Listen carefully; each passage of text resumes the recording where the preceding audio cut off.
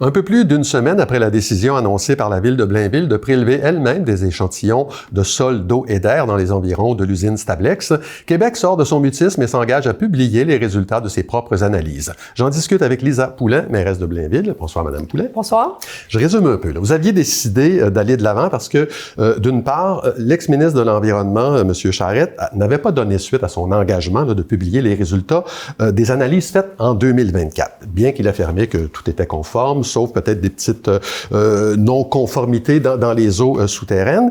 Ensuite, vous avez appris que les prélèvements qui étaient prévus cette année seraient peut-être repoussés à 2026. Vous avez fait la sortie conseil, vous avez dit on va les faire nous-mêmes, nos analyses. Coup de théâtre, les données de 2024 sont rendues publiques et le ministère vient de lancer une campagne d'échantillonnage assortie d'une promesse d'en publier les résultats cet automne. Je m'excuse d'avoir été aussi long, il fallait que je fasse la mise en contexte. Votre analyse de la situation ce matin? C'est à la suite d'une rencontre que j'ai eue avec M. Charette en mai dernier, ainsi que le député local. On avait convenu de 3 engagements, dont celle de rendre publics les résultats d'échantillonnage historiques qui sont réalisés par le ministère de l'Environnement au pourtour de l'entreprise. Vous avez mentionné le fait qu'en 2024, ils ont procédé à un échantillonnage.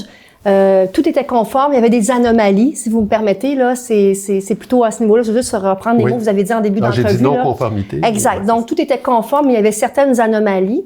Donc, dans le cadre de la procédure environnementale, dans le cadre de leur suivi environnemental, ils doivent réaliser des échantillonnages à chaque année. Donc, cet engagement de rendre public les données est encore sur la table. Donc, effectivement, j'ai fait un suivi avec le ministre Charette au mois d'août par lettre pour lui rappeler qu'il restait toujours cet engagement-là à réaliser.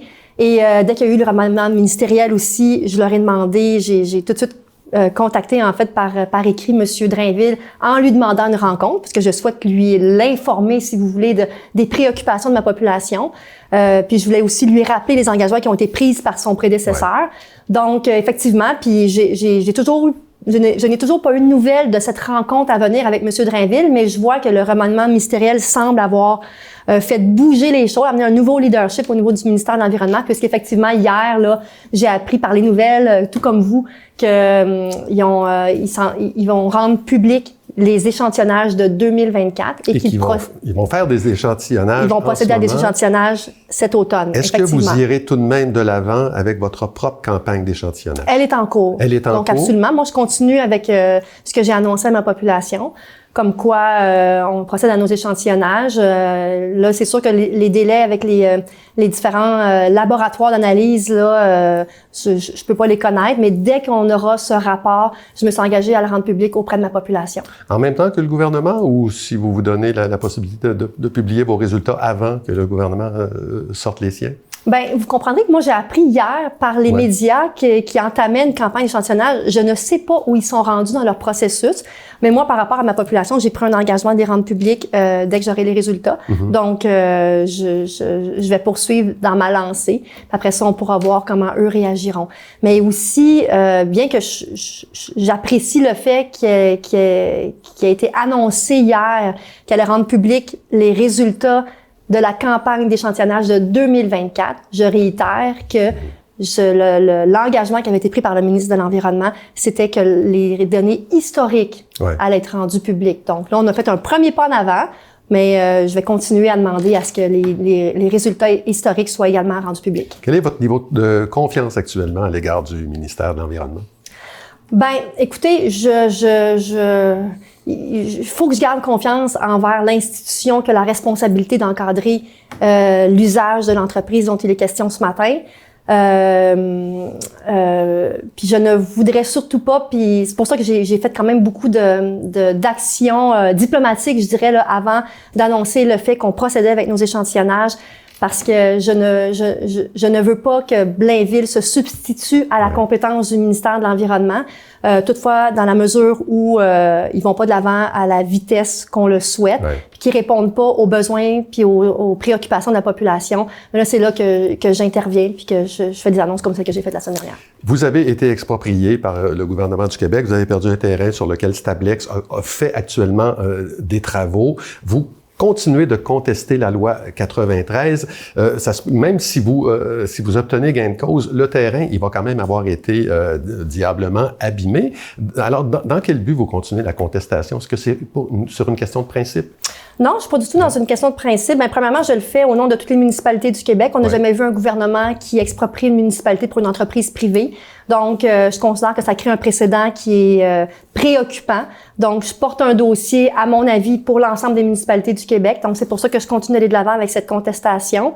Maintenant, bien que l'entreprise commence à travailler le terrain, à préparer le terrain, je prétends que dans l'éventualité où on réussit à obtenir gain de cause, qu'on fait invalider la loi 93, la nature pourra reprendre sa place, mais surtout qu'on aura empêché de fragmenter la grande tourbière avec une cellule dans laquelle on va venir enfouir des matières puis qui va rester à perpétuité sans connaître l'impact sur le milieu naturel là, qui est la grande tourbière. Là. Il nous reste 1 minute. Je vais absolument parler du fait que vous souhaitez acquérir des terrains dans la Grande Tourbière, j'imagine, à proximité de la cellule 6. Si vous arrivez à les protéger, on vient d'être témoin du fait que c'est quand même assez facile pour un gouvernement de déposséder une ville. Est-ce qu'on va être mieux armé la prochaine fois? En fait, on n'est pas dans le si, hein. On est en train, ça fait plusieurs mois, plusieurs années qu'on est en processus d'acquisition des lots privés dans notre Grande Tourbière. Donc là, la dernière séance du Conseil, j'ai déjà fait des acquisitions. Les autres acquisitions sont en cours. On a fait une demande de subvention à la CMM pour subventionner l'acquisition de ces terrains-là. Et là, on va ensuite voir quel statut de protection on pourra leur accorder à perpétuité. Et bien sûr, il y aura une mise en valeur là, pour que la population puisse bénéficier de ces milieux naturels-là. Mais rappelez-vous qu'une municipalité, c'est une créature du gouvernement. Donc, cette initiative qu'on fait, nous, le conseil municipal, dans le cadre de notre plan de transition écologique, bien qu'elle aurait été faite il y a 1 an, le gouvernement aurait pu procéder à l'expropriation du terrain par loi privée, comme ils l'ont fait en on va mars dernier. suivre ça, on va suivre le dossier avec beaucoup d'attention. Lisa Poulin, mairesse de Blainville, merci beaucoup de votre visite. Merci à vous. Bonne soirée.